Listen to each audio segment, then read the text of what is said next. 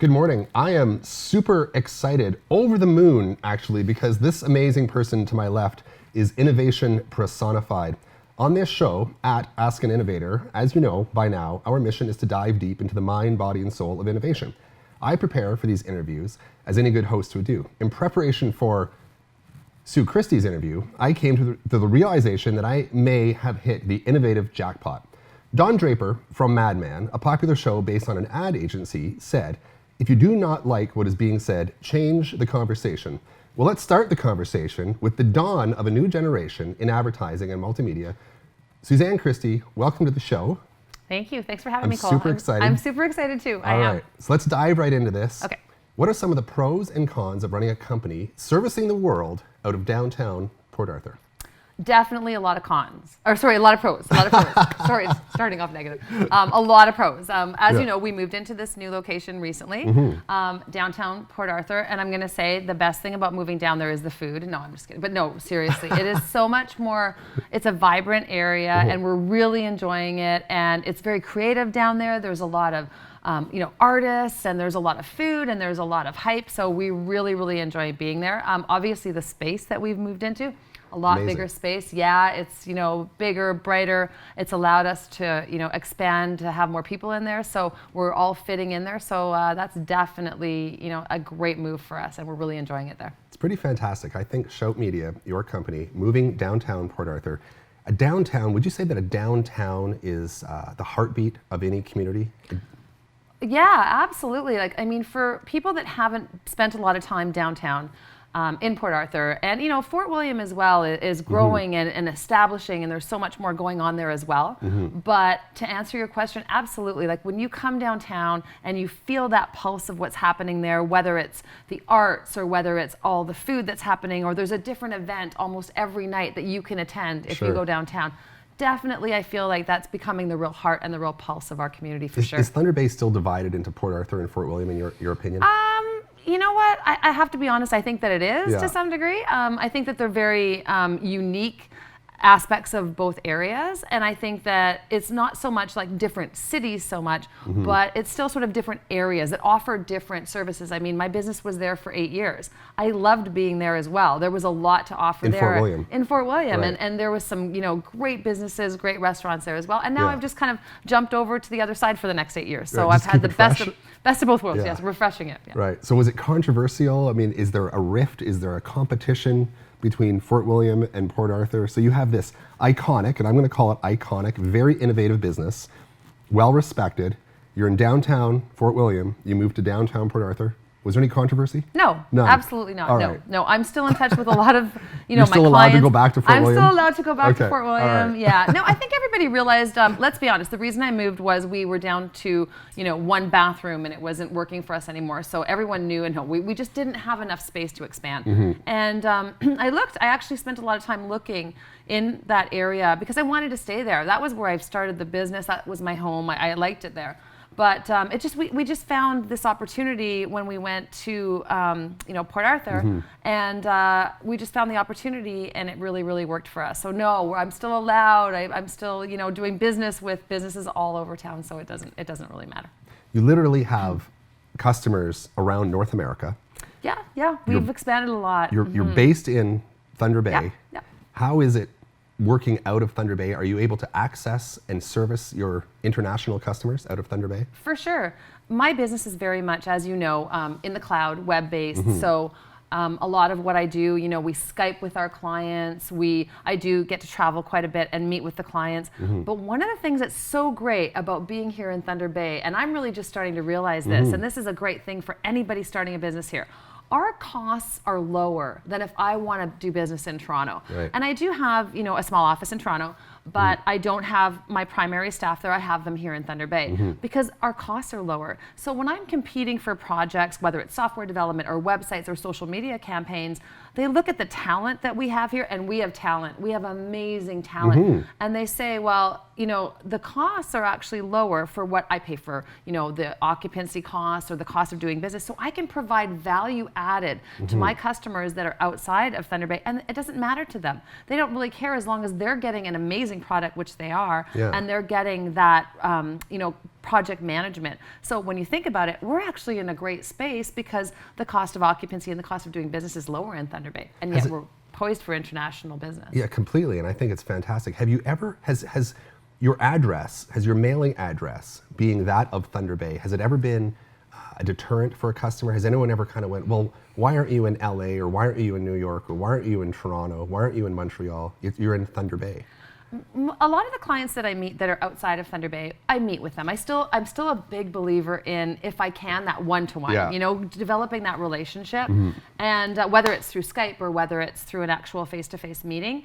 But once they meet myself and my staff, and you've met a lot of them, Sure and have. they're so creative and Amazing. they're so innovative, and it really doesn't matter to them. They want the job done. It doesn't Right. really matter what the location is. You mentioned traveling out of Thunder Bay. Is it easy to get around? Are you able to get to your meetings out of Thunder Bay effectively? I must have good flight karma, Right. Because I can, and I joke It's about real. this. Flight karma is real. Flight karma is Yeah. real, and I do have good flight karma. Yeah. And I know people who don't have good flight Yeah. karma, but I can be out of my office and in an office in downtown Toronto in about 2 hours. Yeah. So I was talking to a gentleman that I work with, and he's based in outside of Toronto, so about an hour outside of Toronto. Yeah. For him to do business in downtown Toronto, it takes him longer to get there. So he'll start driving during a rush hour, and I'll meet him at a meeting, and I'll get there first. Right, and while he's driving, he's hopefully not texting Yeah, he's not or working. emailing, Yeah, and yeah. you can be I'm working. effective. Yeah. Right. I don't find it a hindrance at all being based where we are. Yeah. And I think with all the flights that we have now and the accessibility and obviously the tools that you can work remote, it's the best time now to start a business where you can target all over. Yeah. We're about the same age. We more or less kind of came up together when we were younger in Thunder Bay. Thunder Bay, when we were 20, is a lot different than it is today. How would you describe the difference? I think it's better. I really do. I think Yeah. it's better. I think that the city has grown to become this amazing city. And I've also traveled to a lot of other cities in Northwestern Ontario and Northern Ontario. And I gotta say, I come back to Thunder Bay and I tell everybody this, I say, we are lucky. Yeah. We have this culinary experience that's happening right now, and it's been happening for the last 5 years. Yeah. And kudos to all of these entrepreneurs and restaurants that have opened up, like you and the other ones that are out there that have developed this entertaining community where you can go downtown now and you can have your pick of entertainment for the evening. And that's not everything. There's some great business happening here in this city as well. Yeah, there is. There's so many new startups that are developing that I honestly think it's better than it was 20 years ago. Yeah, I totally agree. The food scene, and I love that you brought that up. Food, for a lot of people, is the lowest common denominator. Without food, we die. So when there's innovation in food, there's innovation in so many different things. It's kind of the foundation of innovation in a lot of ways. And I also have people coming to do other business in Thunder Bay, Yeah. and they tell me all the time, Thunder Bay's it's our favorite. Yeah. because you guys have absolutely the best restaurants, Yeah. you do. We love coming here. So think of that as a stepping stone to drive economic development in our city. And I mean, hey, the biggest bond for people when they're meeting over business is food, right? So you sell them on that, you can sell them on anything. Sue Christie is proving my point. I may have hit the innovative jackpot. We're going to get back after the break. We're going to talk a little bit about the mind, the body, the soul, some of the things that Sue does to keep herself centered, to keep herself grounded. Stay with us. We'll be right back.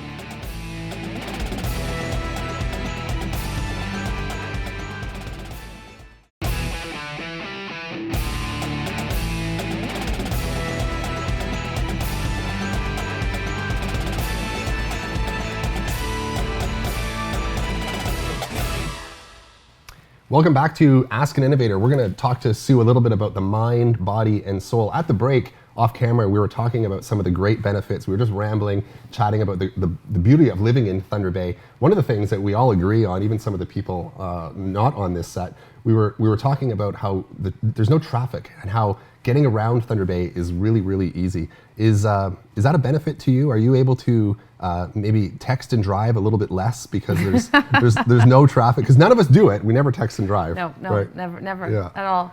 I can pull off a lot more meetings. Yeah. Right? Like I can book 4 meetings before 11 o'clock in the morning. Try doing that in a larger city. It's not going to happen. Oh yeah, it's a definite benefit. You know, you can get so much more done. Think about if you had to spend an hour driving here, an hour driving here, half an hour here. That's your quality of life right there. So it's definitely an asset being able to, fly around the city and get, 10 things done. So I bring up the text thing as a segue to talk about our phones. Yes. And I relate our phones as business people to the mind, the body, and soul. I believe a phone can be a great distraction from the mind, the body, and soul. How do you balance your phone in your life as an entrepreneur? I'm going to be completely honest. My phone is a bit of a problem. Like I'm going to be honest. Like I'm not going to sit here and say, oh my gosh, I'm tied to it a lot. Yeah. As you know, we do a lot of social media management, one of our biggest projects that we work on. And so I have to be on my phone to check my clients' social. So I need to make sure the posts are proper. I need to make sure things are being done. I need to look at analytics. I can do everything on my phone. I've got Google Docs installed. I can check all of my apps. But it does sometimes get to the point where I've got to put it down because I'm on it a lot. Right. So I do like to put it down and not look at it for 2 hours sometimes when I'm home because it does get really distracting. If you were to think about your phone, do you feel, let's try and tie some emotions to it. Do you feel guilty? Does your phone make you happy? Does it make you fearful? I think all of them? all of them. Right. I mean, sometimes I don't, when you look at your phone and you haven't looked at it for a while and you see it's all lit up with green messages and you have to start filtering through, that's a bit of stress. Sure it is. I think being an entrepreneur, though, a business person, stress is part of the project. Sure it is. But then sometimes, you're reading an article that's actually really touching your heart. So all of a sudden, I'm sitting there and my son, when he was living here, he'd look at me and like, are you crying? I'd be like, I just read this article and it touched my heart. So I think it does everything for you. Is it a bad thing? It's just an extension now. It's just something that we used to watch TV or we used to, do other things to occupy our time. It's just another extension of that. But I think you've got to be cognizant of not to get too hung up on it where you're not having personal relationships anymore. I'd like to hear, what I'm hearing you say is you're exercising acceptance around the fact that it's a tool. You use the word tool. It's necessary to incorporate your phone into your life, and it's probably not worth feeling guilty about if you want to be able to compete and continue to innovate. Yeah, I don't feel guilty. No. I feel other emotions, but not guilt. No. Why do you innovate? Why do you entrepreneur? Why do you take on all of this stress? And what does it do for you? I'm always looking at, and innovation actually, when you start to get busier, is more difficult. It was easier to be innovative when we were starting out. Then it's carte blanche, right? You've got all this opportunity. You're like, we're going to create this app and we're going to target this company. And then all of a sudden you start rolling and you're busy and you innovate. I find we innovate less. And we just actually had a meeting about let's innovate more, because in our business, we always have to innovate. Always. Totally. I mean, every business. This is why I described this interview as the jackpot, because you are the pinnacle of innovation. You are assessed every day, the beginning of the day and the end of the day, on innovation. Constantly. So we've always got to look at what's happening on social media platforms. What's going on with Google. What are we doing with SEO and SEM and geofencing and Snapchat filters and Instagram stories, and how is it all factoring in? And oh my gosh, Facebook just changed their analytic structure and they changed their algorithm, and how is that affecting organic traffic? You're constantly and you have to understand that, and you have to realize, and you have to read, and you have to follow certain iconic social media companies or people that will give you insights. But as for me personally, I love the thrill of what's around the corner. Like, what's that next innovative idea, or that aha moment where you're like, let's do this, or let's get that new client, or you make that client better. That's all, I think, the reasons that I love to keep going, keep innovating, and keep doing some new things. I have another Don Draper quote from Mad Men advertising agency. Advertising is based on one thing: happiness. Do you know what happiness is? Happiness is the smell of a new car. It's freedom from fear. It's a billboard on the side of a road that screams with reassurance that whatever you are doing is okay. You are okay. This is Don Draper. Your business makes you happy? Absolutely. I love it. How do you deal? I love it. How do you deal with fear in your business? Is it motivating? Is it stifling?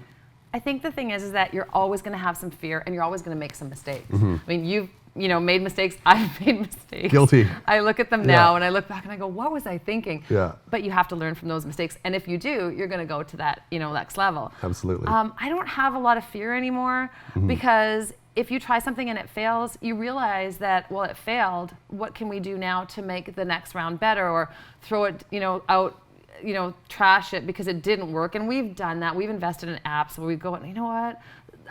Things have changed where they're just not going to work anymore. And we're like, shoot, we spent all this money, that's gone.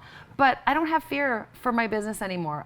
We're getting more established. I used to have fear. I think my only fear is keep that funnel full because, you want your employees to have stable jobs. You want to make sure they're in a nice work environment. That's my biggest fear is that I need to have enough work to make sure everyone has, their paychecks and their business and everything going and feeding their families and that type of thing. So, but that's it. There's not a lot of fear anymore. If you had one sentence to give to a local business here in Thunder Bay that did not use social media at all, what would it be? A piece of advice. One sentence is that as long as what you're doing is generating ROI and sales, then good for you. And can you track that? Right. That's it. That's a nice way to put it. That's it. So as long as it's working and you're tracking it, you're able to look at the amount of people that have walked in your door based on your advertising, then great, keep doing it. Right. But if you can't track that you're actually getting people in your door, then you need to start looking at, Sure. Yeah, that's it. Yeah, I'll paraphrase that as, are you nuts? I'm a big fan of it. I think that this is the time where, this isn't the time. The time was 10 years ago, right? That you had to embrace it. And people are starting to go, Facebook's starting to work for me. Right. But it's just going to keep going. We're going to keep generating more. If you had to choose one of the three only to run your business, Facebook, Instagram, Snapchat, and I'm not just talking about Thunder Bay, because we know Thunder Bay loves their Facebook. If you had to globally focus on one template to advertise your business, what would it be? Oh, it's tough though, Cole, because every business is different. Yeah. I just got to tell you, I can't give you one only because I spent a lot of time the last few weeks in Southern Ontario and in Northern Ontario. Yeah. LinkedIn. Right. Everyone's on LinkedIn from a business perspective. Not so much, obviously retail or, restaurants and things, but from a business perspective, I felt like we need, and we're upping our game. We're actually attending a couple of events that focus on training on LinkedIn. Right. Thunder Bay is not a really big in Southern and Northern Ontario, huge. Yeah. So for certain businesses, you've got to be on LinkedIn. Is it a resurgence? I mean, is it kind of, it's been around for a while. They've changed their platform, they've changed their algorithms, things are different. I'm starting to use it more based on that and trying to be more, global focused. So for certain businesses, LinkedIn's huge. And I think in Thunder Bay, we think, we don't really need to use it because we are very Facebook. Right. But you know what? In the bigger cities, if you want to get in there and compete with them, depending on what your industry is, you've got to have a much better LinkedIn presence. So that's one type. Instagram, anybody who's, retail, restaurants, I'd say Instagram over Facebook. Sue mentioned LinkedIn. I'm getting LinkedIn. She's plugging me in. I'm really excited. This is a super cool interview. I'm learning a lot about innovation. I want to run out and innovate. Mind you, I probably have my plate full. Yeah, I think, yeah. Yeah, we're going to be right back with Sue Christie. We're going to talk a little bit more about the money. Yeah, we're going to talk about money. That's just straight money. We're going to talk about money in business. Be right back. Stay with us.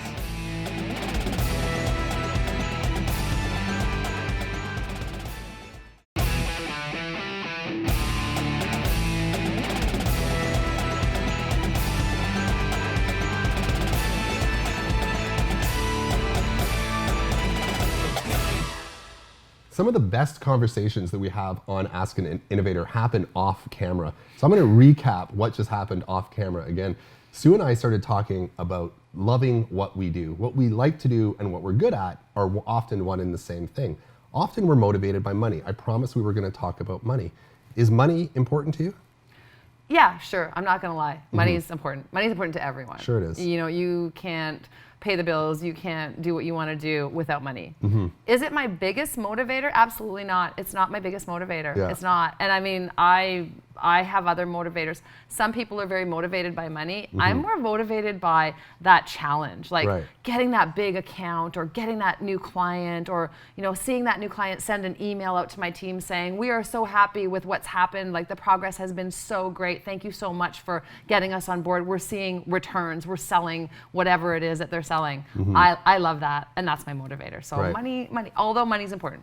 Money, listening to what you're saying, it almost seems like the money is a bonus. The work up front, the innovation, the creativity, the smile that you're putting on a client's face, and the reaction to what you're creating is primary. Money is secondary. Money is secondary. Absolutely. Yeah. There's another, and excuse me, and it'll be the last Don Draper quote of the day, I promise. And he talks about money. Now, Don Draper in this quote is talking to one of his staff, a cast on the show called Peggy Olson. So, Don Draper, it's your job. I give you money. You give me ideas, Peggy Olson. And you never say thank you. Don Draper, that is what the money is for. Does this happen at Shout Media? No.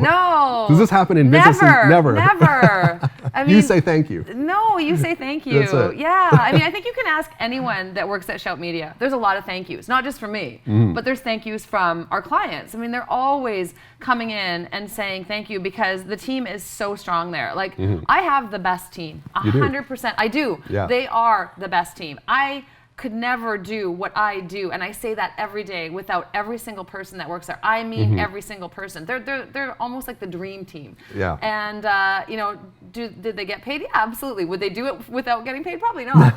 But I don't think that it's enough just to give them a paycheck. You've got to be positive, and you've got to be supportive, and you've got to be encouraging, and you've got to be motivating, and give them options, and allow them to grow and change their jobs, and that's what they pretty much get to do. So Just as a side, I'm in your office all the time, and when I walk in, it makes me proud of Thunder Bay.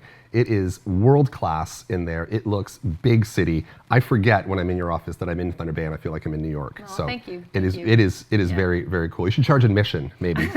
Speaking of money. Yeah, no, I really like it. No, we really do. Yeah, absolutely. That's amazing. Now, in terms of, we're talking, again, getting back to money. How do you feel people perceive money in Thunder Bay? We know there's a lot of money in Thunder Bay. People don't really like to show it off. Is that changing? Do you feel there's a few more BMWs, a few more Mercedes? God knows there's a lot of expensive trucks in this town. They're actually probably worth more than a lot of the BMWs and the Mercedes. Yeah. I think it's funny because over the years, and I've actually had this conversation with a lot of salespeople, and they'll be like, "Oh, we wanted to buy this expensive car, but as a small business owner here in town, we don't want people thinking that we have too much money." Right. And I mean, I think that's crazy. I think that people can spend their money however they want. So if you want to buy an expensive car, maybe you're not taking any trips, or maybe you live in a smaller house, or maybe you live in a big house. It doesn't matter. Everyone's allowed to spend their money however they want to spend their money. If you want a gym membership and you want to spend a ton of money on, your physical fitness, great, good for you. So I feel like, I feel like there's still a little bit of an odd sort of like, oh, we shouldn't buy that because people will think that we have a lot of money. We're really, if you've worked hard or however you've obtained that money, good for you. You should be able to spend your money on whatever you want. You said physical fitness. I have to rewind a little bit. This is a little bit not relevant to money, but I do want to bring it up because I really respect it about you. You have competed on a high level in bodybuilding. Yeah. What? Yeah. Right. It's very true. How do you relate? And I just have to throw this in because it has been a bit of the tapestry of the show. How do you relate being in the gym to being in the office or being in the boardroom? I've been working out my whole life, my whole life. It's such a big part of the success that I've had is because I love physical fitness. I think it's so integral for body, mind, and you're the same way. You've got to, if I'm not at the gym or I'm not going for a run or I'm not doing something physical, I don't feel right mentally, whether it's endorphins or whatever it is. But I went last night and I threw my headphones on and I actually thought about it for a second. I thought, why do I come here? I did. I was like, it's cold out. Like, why am I here? Why am I not sitting? Yeah. And I thought, I know why. Because I'll throw my headphones on and it's like I zone out. And for the amount of time I'm there, I'm not thinking about work. I'm really not. I'm just zoned out. So I'm listening to the song. I'm thinking about things, but I'm not thinking about work when I'm there. So it's a real nice time just to almost like just let loose and not have to worry about what is on your plate the next day, you know? So that's why I do it. It's like that, you know, release. I ask my next question to all of our guests, and I often find that I don't give them enough time to answer. So I promised myself with you today, I would give you more time to talk to this question. What piece of advice can you give to that person who might have a great idea, an innovative idea, an entrepreneurial idea, the ambition to go and do it, but they're just lacking the drive to kind of push the first domino?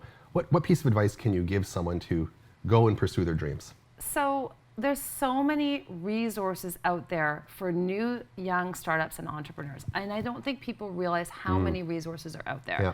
You've got, and I'm not going to name all of them because there's so many, but you know, there's the Innovation Center, CEDC, Yeah. you know, all of those organizations, they are so amazingly supportive. You need to sit down and talk to them. So instead of talking to them after you've formulated a lot of plans and ideas, go see them at the beginning. They will help you walk through.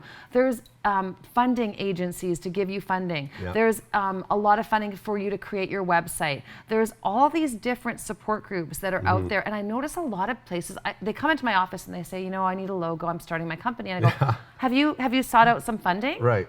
Oh, there's funding? Yeah. There's all these resources. Source them out and get support. There's mentor, you know, I'm a mentor for different startups and entrepreneurs. Go get a mentor, you know, associated with you because they're going to help you. Yeah. So, or find a mentor. Go ask somebody who's in a business that, maybe not a competing business, but another business that might inspire you. So use those tools. Don't be afraid to ask for help. A lot of people think they have to do it on their own. Don't do it on your own. Someone's already done it. Get some help. Right. What about the emotional blockages that someone may have? The sense maybe of insecurity or not feeling worthy enough or feeling like they have a great idea, but they can't do it because they're afraid of failure. So there's a book, you know, and I don't know if, you know, I think we've talked about reading books, and Sure. I read a lot of different books, you know, inspirational books, whatever.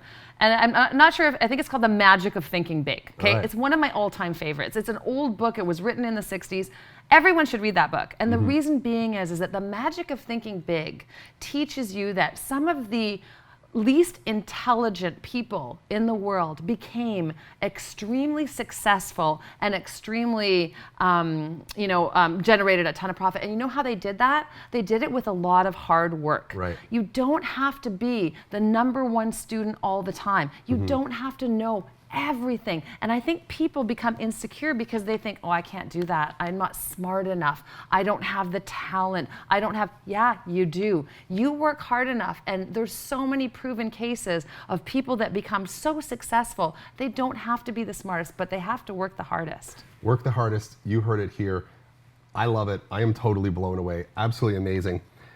Sue's company is called Shout Media. She, however, was not shouting at all today. Rather, a whisper, the word of wisdom, the wonderment of what it would feel like to take the plunge into the world of innovation before us at any time.